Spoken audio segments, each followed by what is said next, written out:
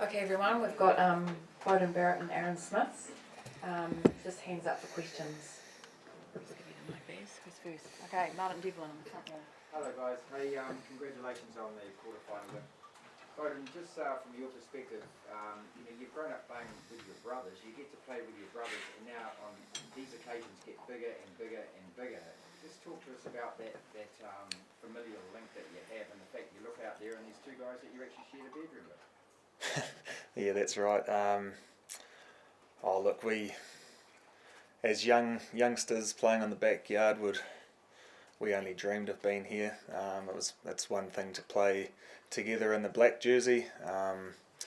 We're yet to do it in the coastal jersey. That's a dream as well. That'll be a proud moment for our family, but I'm pinching myself whenever we get the opportunity, and moments like what we got in the previous game were why we do it. It means so much to us, and it's special to be named once again this weekend and get the opportunity. So this time Mum will be in the stand. She's made the commitment to come over, so that's pretty cool. Ollie, over there.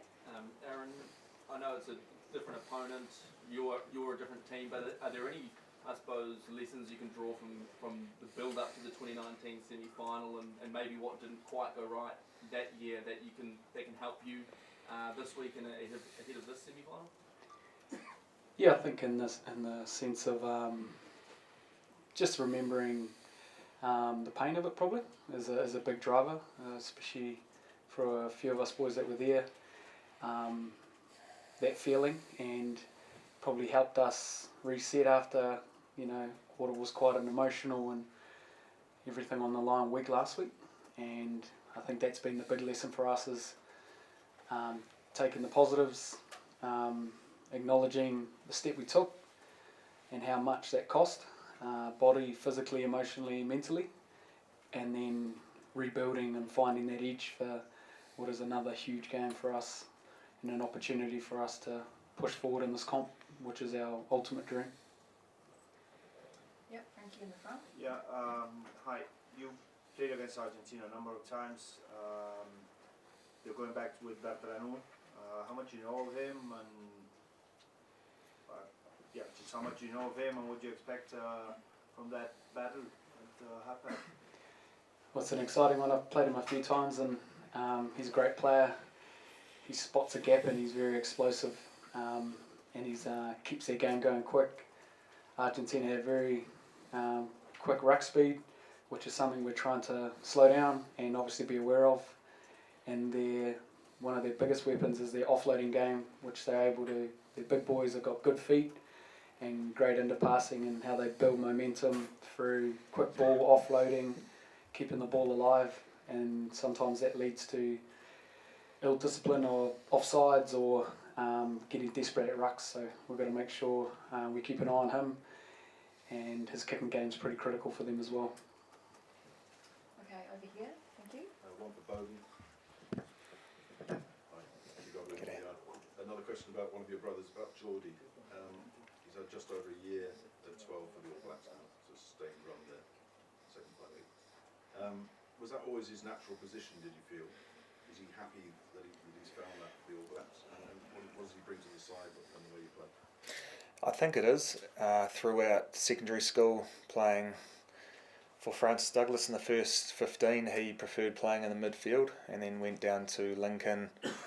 He and Jack Goodhue teamed up, and it was always his preferred position, being in the midfield, just being able to. He likes the combat, the physicality, and I guess through his skill set, his height, he found his place at fullback for a while.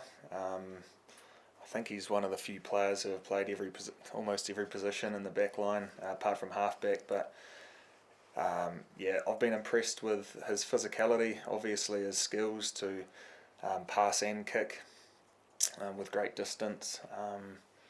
He's come a long way, and I think he's found his place, his position at international rugby. Okay, Luciano. Yeah, Frankie from BeanymanNews assistant. Basically,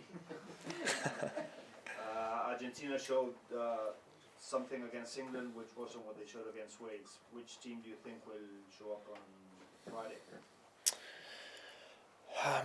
We know how physical they are, especially in the forwards, and how they run so hard. They scrum hard. They drive hard. Everything's about physicality and winning those battles for them. And then you've got plenty of skill within their backs and their speed, explosiveness. We're expecting anything, to be fair. We can only analyse what games we've seen previously. So we know defensively we've got to be really up for a physical battle for them to come through the heart there, and expect some silky footwork in the wide edges. Okay, we'll go to James McConey and then Cody. Okay, it's a question for both of you. I noticed there was massive emotion after that Irish game, and must be huge excitement for a semi-final. So how do you stay grounded this week and not burn out before game day? What sort of things are you doing to just keep your emotions in check?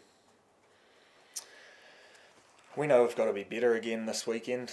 Simply the emotions, the intensity, it's all on the line this weekend. It's our final once again. It's how we treated last week's game, and we know that from previous lessons that intensity needs to be matched, if not increased, from the previous week when it comes to knockout rugby. So we're well aware of the great supporters the RGs have and the scoreboard and all of that. If you give them a good sniff early on, they thrive off that, and they can smell blood. But yeah, we're up for the challenge. Whatever comes our way, we'll be ready. Okay. Can I ask both of you, in terms of your considerable experience, all the great games you played, what do you think of last weekend as a sort of a reference for modern rugby, like the 2 games here in Paris? Yeah. As I said on Saturday night, that was the proudest All Black performance I've been a part of.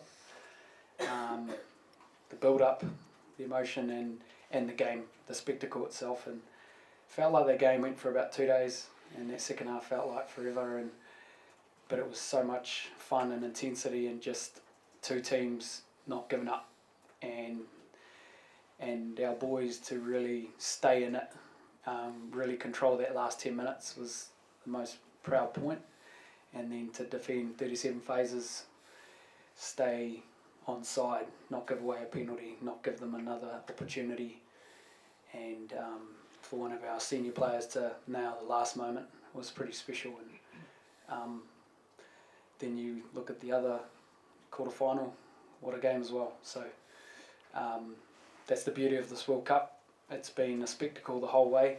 The French public, the French stadiums, the weather.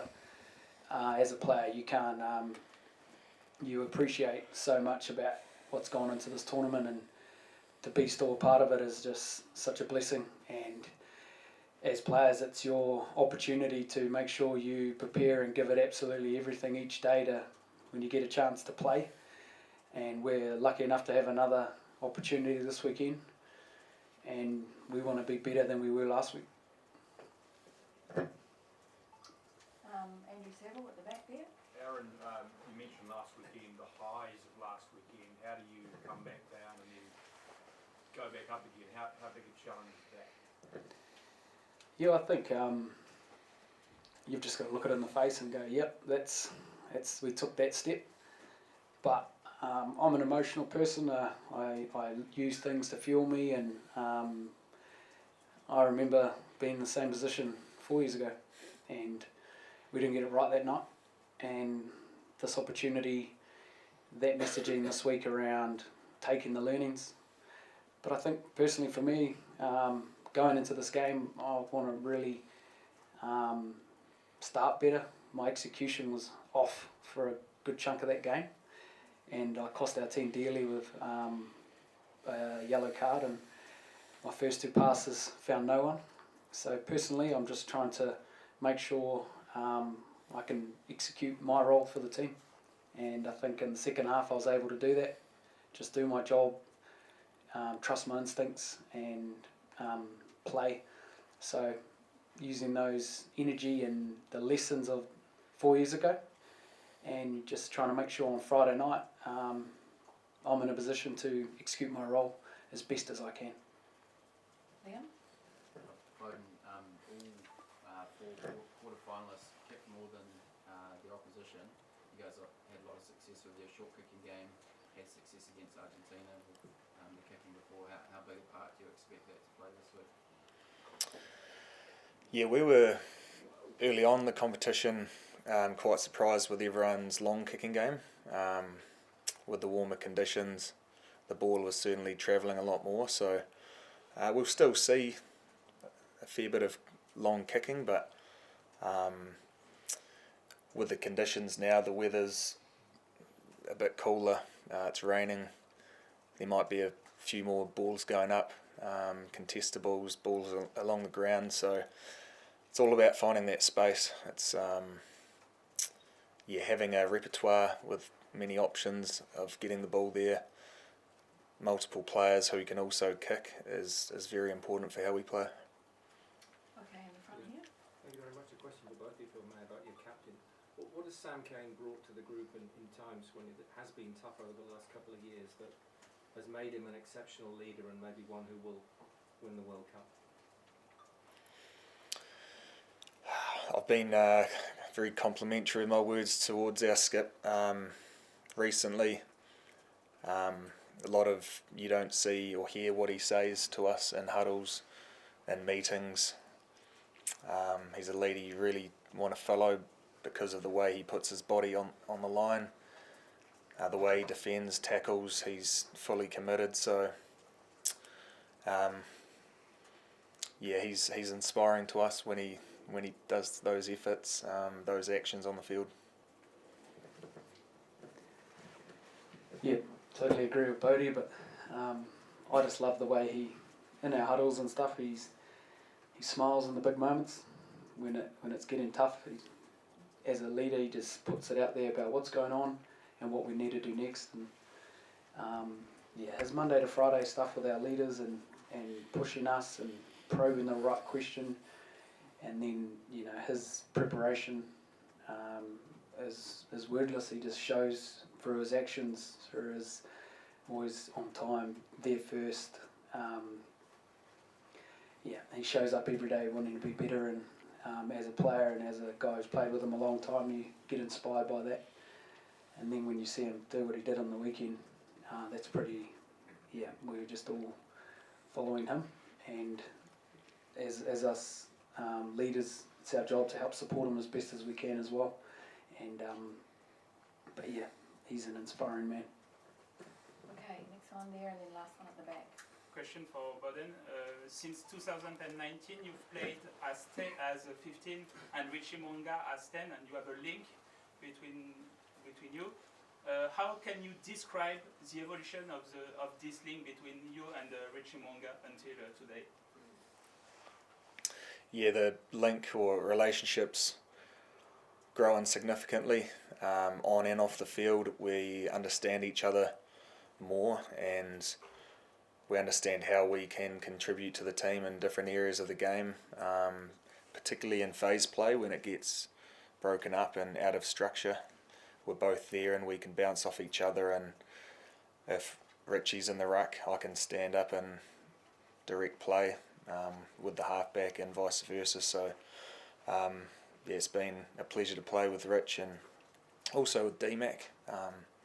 Whoever's out there, the 10-15 combinations, very important to this team. Last one at the back, thanks. Hi, Beauden.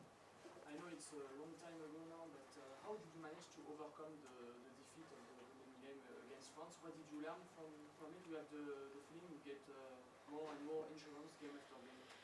You're testing my memory there. It seems like a long time ago, but